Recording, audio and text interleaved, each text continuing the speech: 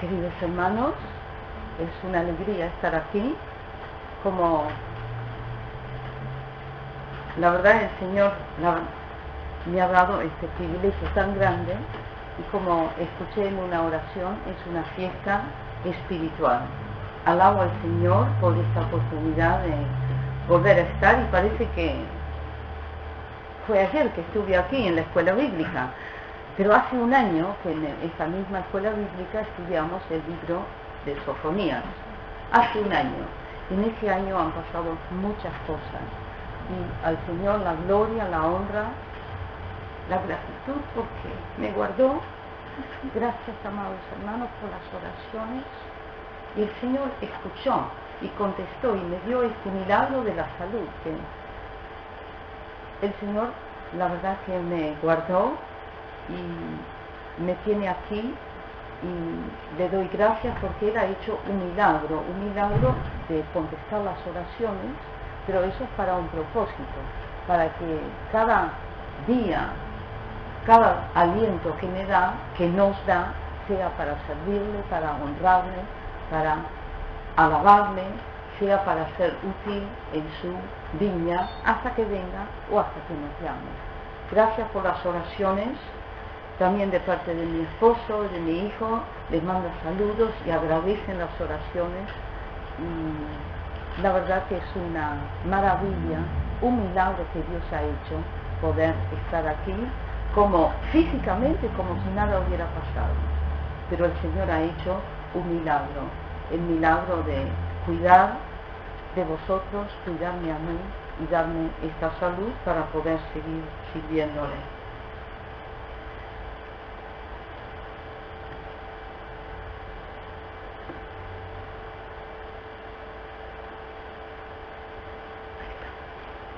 Gracias al Señor que podemos esta tarde dedicarnos a este profeta, que es un profeta menor, ¿sí? Pero hay mucho que decir de Ageo. Ageo es, sacando a Abdías, es el libro más pequeño de la Biblia. Le gana el profeta Abdías, ¿no? Que es más pequeño. Es un libro que es tan completo, es tan especial, abarca el pasado, el presente y el futuro. Es para ayer, hoy y mañana. Pasado, presente y futuro. Y un futuro escatológico. Todo eso es en un librito tan breve. Es un libro que hay que saber ubicarlo, y como dijimos, repito lo que se ha dicho cuando hablamos del profeta Sofonías, dijimos que un profeta siempre hay que estudiarlo desde el punto de vista del cautiverio, si es pre-exílico, si es del exilio o si es post-exilio. ¿Se acuerda que lo dijimos con Sofonías? Porque los profetas antes del exilio, o sea, los pre-exílicos, tienen un enfoque especial, que es: conviértanse, dejen la idolatría, fuera los dioses paganos. Ese es el enfoque especial que se escucha en los profetas como Isaías, Oseas, Miqueas, todos los pre-exílicos.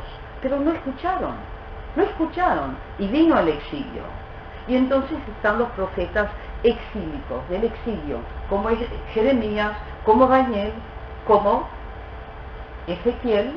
Daniel es poco antes, Jeremías es de dos partes, es antes del exilio y del exilio.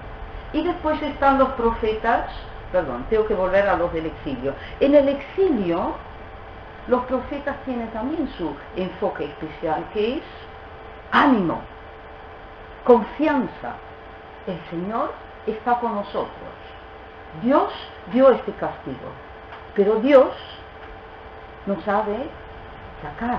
O sea, el enfoque era animal, es enseñar la fe y descubrir, como Jeremías, que fue poco antes del exilio, y en el exilio mismo que Jeremías escribió, 70 años será el exilio. Y después vendrá la salvación. Y así vienen los profetas post-exílicos, como Malaquías, como Zacarías, como nuestro profeta de hoy, Ageo. ¿Y cuál es el enfoque especial de los post-exílicos? Es: recuerden lo que ha pasado y mano a la obra para servir al Señor. Venimos del exilio, pasó el cautiverio y ahora a trabajar. El enfoque especial es mantenerse fiel. Y un mensaje de Dios, como puse aquí, en tiempos de prueba, porque en el tiempo después del cautiverio hubo mucha prueba, prueba tras prueba. Y lo que venía es el desánimo. Y lo que venía era la dejadez, muy reconocible. Y entonces el enfoque de los post-exílicos, como también de Ageo, es: fuera con la dejadez, fuera con el desánimo. Yo estoy con vosotros, para que pongan mano en la obra. Y entonces, en ese sentido, el profeta Ageo es muy actual. Es un libro tan breve, tan compacto. Antes de estudiarlo, vamos a mirar unos puntos importantes de introducción para entenderlo mejor. Una breve introducción, pero primero unas observaciones introductorias. En primer lugar, es un libro sumamente práctico, para ponerlo en obra, pero al mismo tiempo es tan espiritual, práctico espiritual, o sea, la vida espiritual en la práctica, pero también tiene una actualidad permanente, es siempre actual. Este libro nunca deja de ser actual. Si lo vamos a estudiar, lo van a reconocer. Es permanente actual. Lo que llama la atención en este libro, tan actual, es que el Señor se presenta de una forma muy concreta, como el Señor de los ejércitos, como el yo soy. Y en esa presentación reconocemos presentaciones de Dios en muchos otros libros del Antiguo Testamento, a partir del Éxodo hasta el último libro. Reconocemos incluso cómo se presenta el Señor en el Nuevo Testamento. O sea, la presentación del Señor es de una forma como Él lo hace en otros libros bíblicos. El enfoque de Ageo es, uno de los puntos que puse aquí, negligencia y dejadez del pueblo de Dios señalado. Él pone el dedo en el problema, quizás hay que decir en la llaga. Él lo señala, y lo que señala es muy concreto: dejadez y negligencia. Son palabras fuertes al pueblo de Dios. Apenas, ni siquiera 2 décadas, 20 años después del cautiverio. Es fuerte. Ya dejadez, ya desánimo. Y entonces el Señor se presenta para animar, para estimular y para restaurar, para mostrar dónde está el problema. Y el tema central es el templo, la restauración del templo. Y un punto importante, que es el último punto de introducción, para eso usa siervos de toda capa del pueblo. De la capa social, los líderes sociales, como ya hemos leído, Zerubabel, el líder social, o Zorobabel, perdón, en el español, Zorobabel. Perdonen que en el PowerPoint, ya lo vi cuando el hermano leía, van a encontrar que yo puse Zerubabel, que es el nombre hebreo, que ya lo vamos a decir, significa simiente de Babel, hace referencia de donde viene, de Babilonia. Zerubabel, simiente de Babel. o sea, él lleva algo de donde vino del cautiverio, Zerubabel, y usa a Josué, el hijo del sumo sacerdote, o sea, de los líderes, de los siervos espirituales, de los levitas, y habla del pueblo, de todo el pueblo, o sea que todos están incluidos. Por eso este libro es tan completo, es un libro que abarca muchísimo. Un punto importante es que hay que mirarlo, y lo menciono ya, quizás es un poco prematuro, pero lo menciono ya a causa del tiempo, para no dejar un punto importante al final. Hay que considerarlo también desde el punto de vista del Nuevo Testamento. Por supuesto que el templo habla del templo de Jerusalén, que había que restaurar, y que los obreros eran todo el pueblo, eran los mencionados, pero sabemos que el templo también es la iglesia del Señor. Entonces, la enseñanza que sacamos, por eso lo pongo como introducción, primer punto, cuando viene la exhortación, fuera la dejadez, cuando viene la exhortación, amados, no se desanimen, trabajen. Cuando viene la exhortación, que el Señor dice, yo observo negligencia en cuanto al templo, cada cosa que digamos tenemos que transportarlo del allá y entonces al aquí y ahora. ¿Está claro? Porque si no, es una enseñanza muy importante sobre cosas del pasado, pero lo tenemos que apropiar y actualizar, y entonces lo hacemos a base del Nuevo Testamento, que son textos conocidos. Lo puse ahí, Efesios 2, que dice que el templo es la iglesia de Cristo. Entonces, si dice, los obreros tienen que trabajar, no se tienen que desanimar, y cuando el Señor dice, va el dedo y señala muy claramente dónde está la dejadez, dónde está la negligencia, hay que aplicarlo al obrero en preparación, aquí y ahora, en cuanto a la iglesia. Porque si no, ¿dónde está la aplicación práctica para nosotros ahora? Y podemos decir también que el creyente es templo de Dios. Y uno dirá, ¿y puede haber dejadez en cuidar este templo? Sería un tema especial para todo un retiro.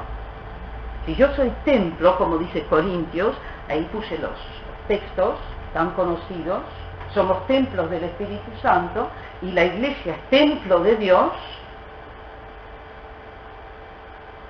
puede haber dejadez en cuidar este templo donde mora el Espíritu Santo. Y no me refiero al cuerpo físico, que lo cuidamos, pero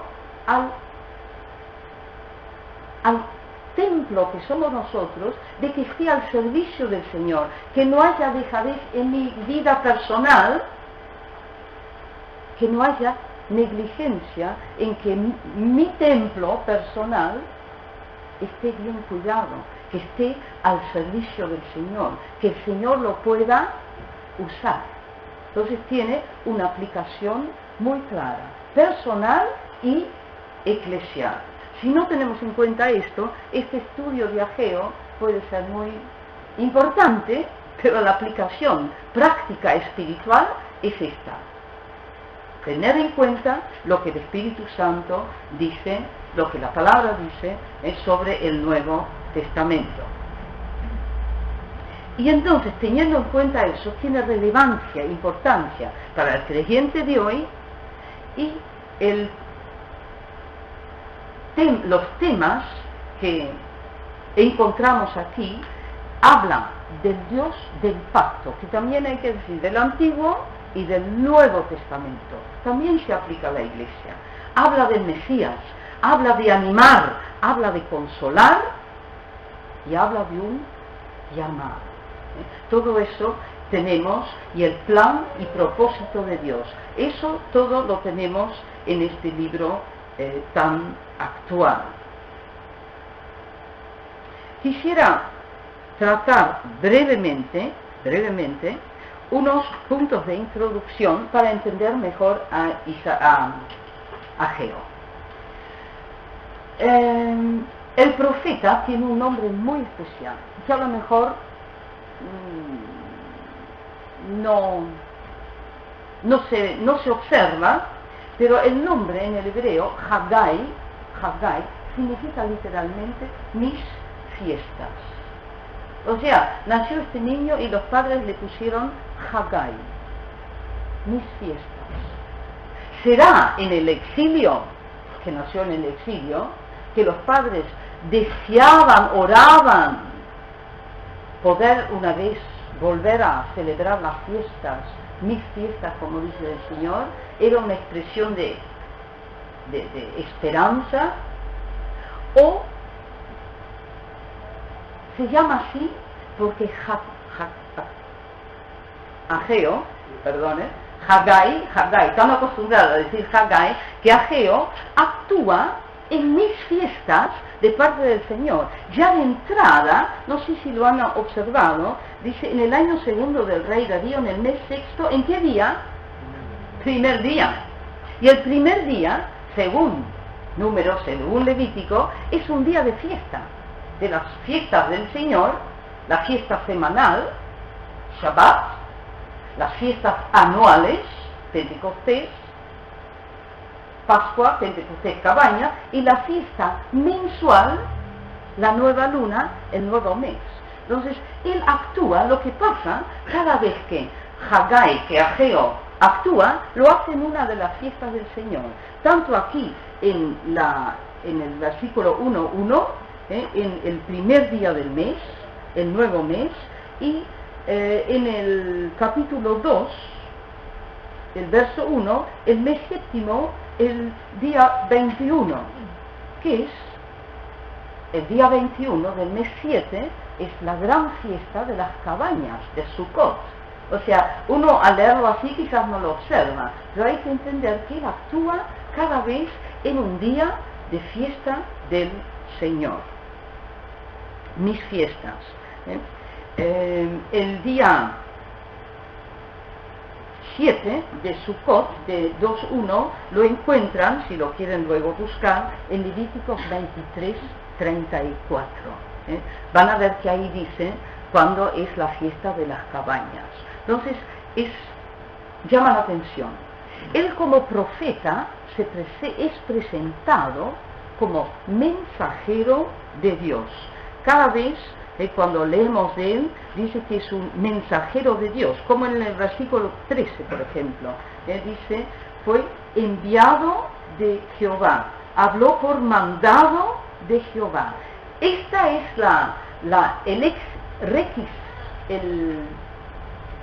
lo que se requiere, el requisito es la palabra, ¿no? Requisito, lo que se requiere de un obrero que sea enviado de Dios, mandado por Dios. Por ejemplo, como lo dice en el versículo 13, fue enviado, fue mandado por Dios. Mucho más no se sabe de él.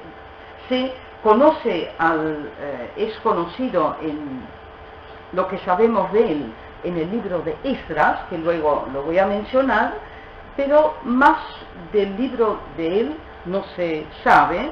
En Esdras es mencionado como contemporáneo del profeta Zacarías. Él actúa junto con Zacarías para animar al pueblo cuando el pueblo está desanimado en el cautiverio. En Esdras 5, versículo, Esdras, bueno, después lo busco, aquí lo tengo, sí, Esdras 5:1, Esdras 5:1, Hageo, el profeta, y Zacarías profetizaron a los judíos que estaban en Judá. Y es en el contexto que estaban desanimados.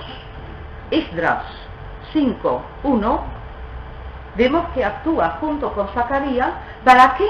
Para animar al pueblo que estaba desanimado, porque vinieron los samaritanos a boicotear la reedificación del templo. Ese es el fondo histórico. Y el punto 2 que vemos de él, el punto 2, es entonces post-exílico, y de él se puede mencionar algunos datos cronológicos, como pongo aquí. Datos cronológicos, se puede, a base del dato cronológico, el rey Darío, el año segundo del rey Darío, a base de fuentes externas, no bíblicas, pero fuentes históricas, se sabe que el año que aquí se menciona, 2 de Darío, es exactamente el año 520 antes de Cristo. Así que a Ageo se le puede poner exactamente 520 antes de Cristo. Hubo varios Daríos. En el tiempo de Daniel también hubo un Darío, pero este era el así llamado Darío el Grande, que actuó, como puse aquí, del 521 al 468. Era un hombre, para entender, no puse nada.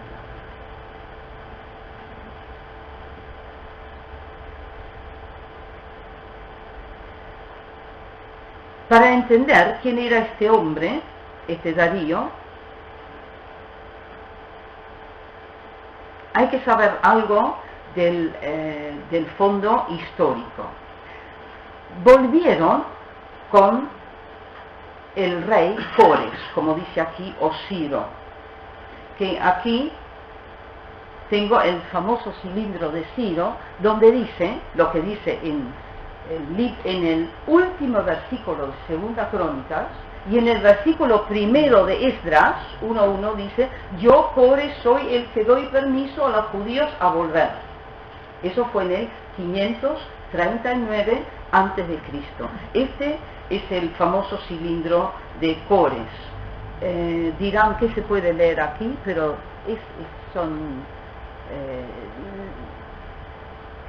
está en cuneiforme escrito, y es el famoso cilindro donde él dice que le da permiso, y etc. A este Ciro, este famoso Ciro, que fue el que dio permiso en el 538, le siguen otros emperadores, Cambises, luego Ciro, luego Cambises, luego Gaumata, y luego como cuarto viene Darío el primero. Entonces estuvo este Ciro que dio permiso, luego hubo un tal Cambises, un tal Gaumata, y luego vino entonces este Darío primero, que no es el Darío del tiempo de Daniel. Ahora, ¿qué pasa con este Darío primero? Él se hacía mucho el justo, el grande, por eso llamado el grande. Él se presentaba como justo, pero era un hombre tremendamente cruel. Él, cuando conquistó Babilonia, en un día crucificó a 3.000 rebeldes que se oponían. Pero él tuvo la audacia de presentar en una famosa inscripción, que la tengo aquí, dice Darío I, el Grande, también llamado Istaspes. Él dice, al final pongo una cita: así dice Darío el rey, por la gracia de, y menciona un dios babilónico, soy lo que soy, amigo del derecho y no del mal. No es mi deseo que el débil le sea hecho mal. Y así sigue autoalabándose. Pero Heródoto, que lo habrán mencionado, que es un famoso historiador, describe todas las crueldades que este hombre ha hecho. O sea, crucificar en un día a 3.000 personas es tremendo. ¿Por qué lo mencionamos? Ese es el fondo histórico de Ageo. En ese fondo histórico, este es Darío. Y aquí se ha descubierto un relieve, que es el famoso relieve de Beistún, en el actual Irán, donde él hizo grabar, aquí lo vemos más cerca, de cómo él trae todos los que ha llevado en cautiverio, y aquí tenemos la inscripción de la cual recién leí una parte. Yo soy el que soy por gracia, y menciona un Dios pagano, soy amigo del derecho, soy tan bueno, pero otros dicen que ha sido extremadamente cruel. Nos damos cuenta, ese es el fondo histórico de Ageo. Así como llevaba prisioneros a los que se oponían, así fueron llevados 70 años antes los judíos. Como ellos se opusiesen, porque Judá, en el tiempo de Ageo, era una pobre pequeña provincia no independiente dentro del imperio medo-persa. Y esta figura, ¿por qué lo pongo? ¿Para mostrar lo tremendo? No, para mostrar. Ageo sabía, y los líderes, y todos sabían, si no hacemos lo que dicen los que están por encima de nosotros, nos pasa como esto. Porque estaban de vuelta en Judá, pero no eran libres. Estaban de vuelta, pero era una mini provincia del gran imperio medo-persa. Entonces, ese es el fondo histórico. ¿Por qué lo señalamos también? Porque entonces entendemos que era fácil desanimarse, que había muchas pruebas por las cuales tenían que pasar. Entonces, eso es lo que podemos decir del fondo histórico de Ageo. ¿Cuál es ahora la teología, la enseñanza teológica de Ageo? Dios es uno de sus temas importantes y enseña en la línea de lo que se recibió en el Sinaí.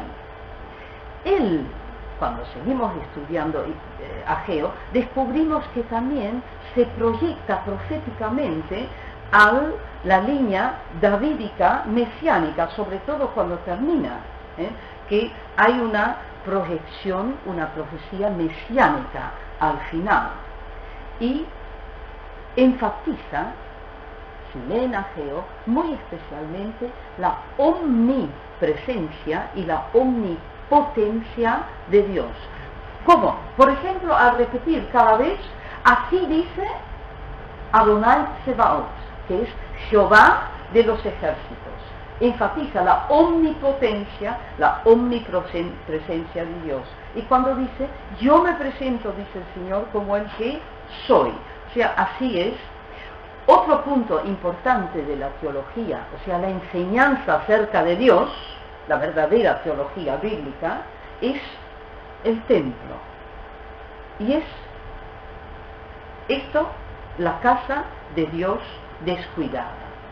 Y tiene una proyección futura, escatológica, hablando también del Mesías y hablando también en ciertos pasajes de aspectos del tiempo final, que ya algo vamos a ver más adelante en el libro.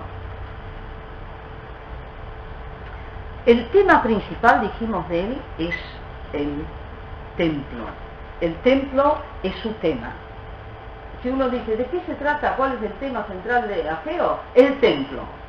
Ahora, hay otros subtemas, que es la importancia del templo, la reedificación del templo, la gloria del templo. Pero, ¿cuál es ahora? Si uno dice, él habla del templo, pero ¿cuál es el mensaje? Su tema es el templo, pero el mensaje es este: edifica esta casa. Está claro la diferencia entre tema y el mensaje. Uno puede hablar del templo, que ese es su tema central, pero ¿cuál es su gran mensaje? Edifica esta casa y transportémoslo al aquí y ahora, lo que dijimos a base del Nuevo Testamento. El Señor nos está diciendo, edifica esta casa, mi templo, que esté bien cuidado, dedicado al Señor, que no esté dejado, y la casa, la iglesia de Cristo. ¿Cuál es el objetivo? Y ya con eso terminamos la introducción. ¿Cuál es el objetivo de este librito? Un llamado a fidelidad, un llamado a fe. Y otro punto importante, leyendo Ageo, descubrimos a depender de Dios. O sea, cumplir con el llamado, pero no en fuerza propia. Por eso el segundo punto, llamado a fidelidad. Y a tener fe, que va junto. Si no hay fe, es difícil ser fiel, pero fidelidad y fe. Y es un llamado a no desanimarse, que es muy natural, es muy humano, es muy nuestro. Dejamos caer las manos ante los problemas, ante los ataques, el desánimo, no desanimarse. Y Ageo también nos enseña un llamado a consagración. Si sintetizamos todo el contenido de Ageo, aquí lo tengo resumido. Llamado a consagración. Y una exhortación a no abandonar. Y tomar conciencia de lo que Dios es, de lo que Dios da y de lo que pide. Lo que Dios es, lo descubrimos en Ageo. El yo soy, que dice, yo estoy con vosotros. El que da todas las bendiciones y de lo que Dios pide. O sea, aquí tengo como introducción el resumen de lo que este libro tiene como objetivo. Algunos puntos para terminar la introducción. Si lo leemos, el estilo es, como muchos profetas, una mezcla de prosa, o sea, relato y poesía. En la traducción no se ve, pero las profecías propiamente dichas de Ageo son muy poéticos, muy compactos y muy penetrantes. Es un estilo poético. Y él presenta al mismo tiempo sus profecías. Hay una introducción a la profecía, por ejemplo, el versículo 1, que dice, en el segundo año del rey Darío, etc. Pero cuando presenta el mensaje propiamente dicho, Jehová de los ejércitos habla así. Este pueblo dice, no es aún venido el tiempo, etc. Eso está presentado en forma de discursos. O sea, son discursos en forma profética, poética, que están ligados el uno con el otro con datos cronológicos. Está claro, ya lo vimos en el versículo 1. El rey Darío mencionado, el mes sexto, el día primero del mes, quienes actuaron, Ageo, Zorobabel, gobernador de Judá, etc. Y luego se presenta en forma de discurso la profecía propiamente dicha. Pero eso no significa que los elementos introductorios no tengan un gran significado e importancia. Bueno, ya con todo eso vamos a mirar, para entrar en el contenido, cómo se puede dividir, hacer un bosquejo. Eso siempre es bueno. Cuando se hace un estudio bíblico, cuando se prepara un mensaje, mirar cuál es el pasaje dentro de del libro total, cómo lo puedo demarcar, porque si no uno se pierde. Hay que ver los distintos pasajes. Entonces descubrimos que el versículo 1 al 2, del capítulo 1, es la primera profecía. Lo hemos leído. En el año segundo del rey Darío, mes sexto, etc., y viene la profecía propiamente dicha, que es el versículo 2. Jehová de los ejércitos habla así: este pueblo dice, no es aún venido el tiempo de que la casa de Dios, de Jehová, sea reedificada. Muy claro, más claro imposible. Pone directamente en esta primera profecía cuál es el problema y cuál es la acusación de parte del Señor. Y luego, en el mismo día, viene otra profecía del versículo 3 al 11. O sea, dos profecías en un día, en un mismo día. Y la segunda profecía es del versículo 3 al 11. Y luego entonces podemos mirar del versículo 12 al 15, que se dirige a los obreros. Y le está diciendo la presencia del Señor en el presente. Y propongo también de esta forma mirar el contenido. Y luego hay una cuarta profecía a los líderes y el pueblo. La presencia del Señor en el futuro. ¿Ve cómo se repiten? La anterior era profecía a los obreros, la presencia del Señor en el presente. Y luego sigue en el capítulo 2, 1 a 9, habla a los líderes y al pueblo la presencia del Señor en el futuro. En el capítulo 2, el versículo 10 a 19, se dirige a los sacerdotes.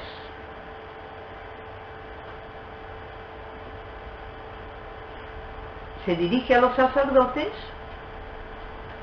y al pueblo. Y les dice entonces que la restauración del templo ha de ser causa de recibir bendición. Y una muy breve profecía final, que son unos versículos bastante difíciles, del capítulo 2, los versículos 20 al 23, que es la profecía a Zorobabel, que es una profecía muy especial. Pero así hemos dividido, y así lo podemos estudiar.